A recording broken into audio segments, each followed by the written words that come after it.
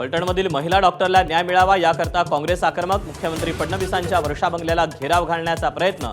आंदोलकांची पोलिसांकडून धरपकड.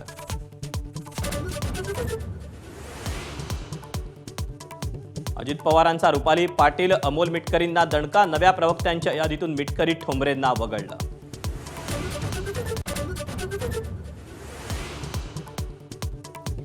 मुंबई महापालिकेत काँग्रेसची एकला चलोरेची भूमिका. काँग्रेस नेते विजय वडेट्टीवारांकडून जाहीर.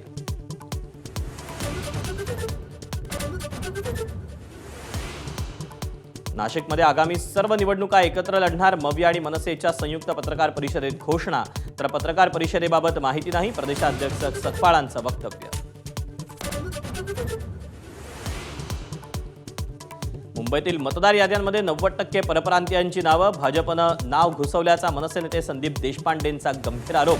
परप्रांतीय महापौर बसवण्याचा डाव आखल्याचाही घणाघात.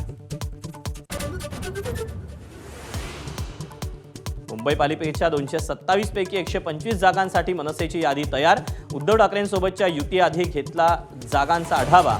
आरक्षण सोडत जाहीर झाल्यानंतर सेनेशी चर्चा करण्याची शक्यता. राज्यातील नगर परिषद आणि नगर पंचायतींसाठी आजपासून उमेदवारी अर्ज भरण्याची प्रक्रिया.